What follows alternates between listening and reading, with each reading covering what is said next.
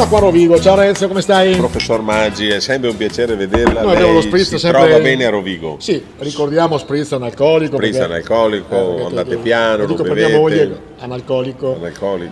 No, qui non ci sono night club, signora stia tranquilla. No, è sempre, c'è anche poca gente. Sì, questa portata è un'ora anche, vabbè. però c'è proprio poca gente. Vabbè, ma questa è un'altra storia.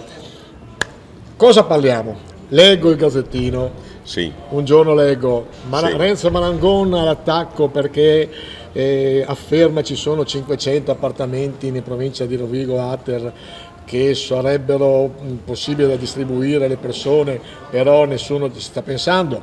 Il giorno dopo c'è la controproposta, cioè controdiscorso, non sono 500, ma sono solamente 150. A dire che non sono pochi 150. No, in realtà sono 350 più 150, però professor Maggi, allora, visto che sei stato un tu, italiano sofisticato, finischi.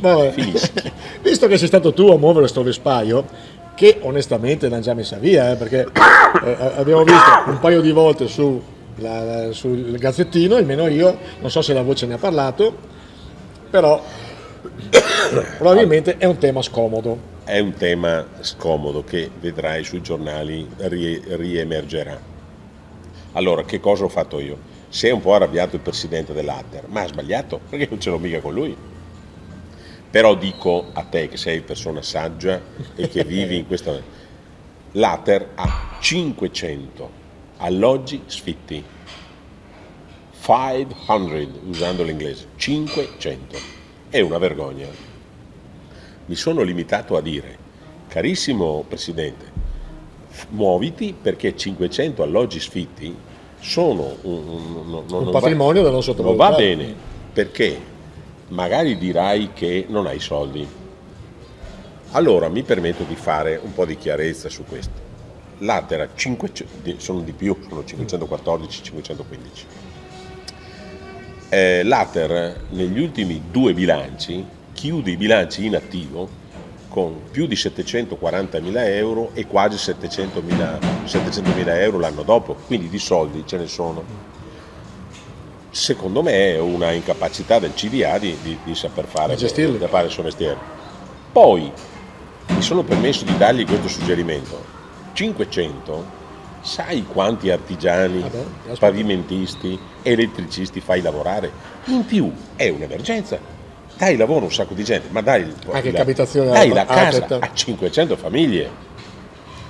Allora mi sono permesso di dirgli, guarda, rivolgiti alla Fondazione Cassa di Risparmio con un progetto dicendo, guardate, datemi un contributo straordinario, ne metto a posto 300 nel giro di 6 mesi, piano, sono appartamenti già di proprietà, bisogna solo fare gonfiare manutenzione, sono da 10.000 a 30.000 euro per ogni appartamento, non stiamo parlando di cifre, facendo lavorare i locali. Tu fai questi appartamenti, li metti a posto, cosa fa? Sviluppi tutte le graduatorie.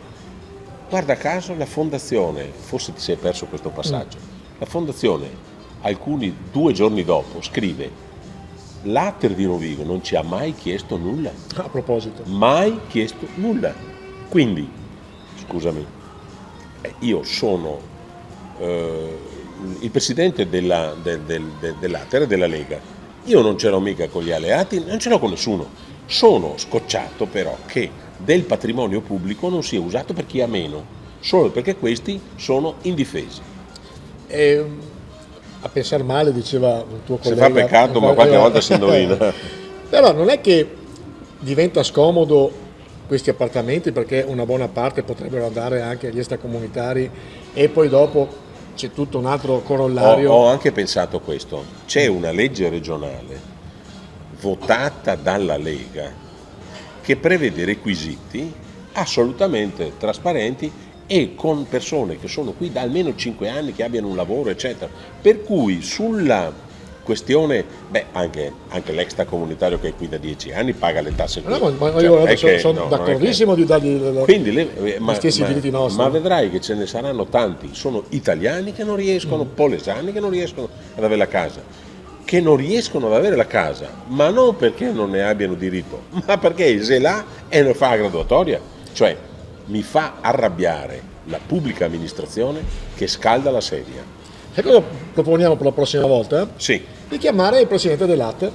Non verrà, ma comunque. Non verrà, e sai perché io l'ho chiamato il giorno dopo, gli ho detto dai che facciamo un convegno insieme, così vediamo no, non voglio, comunque se ti do il ha già numero. declinato. Sì, le è scappato. E con questa speranza Arrivederci, ci vediamo la prossima volta. Arrivederci, buona giornata.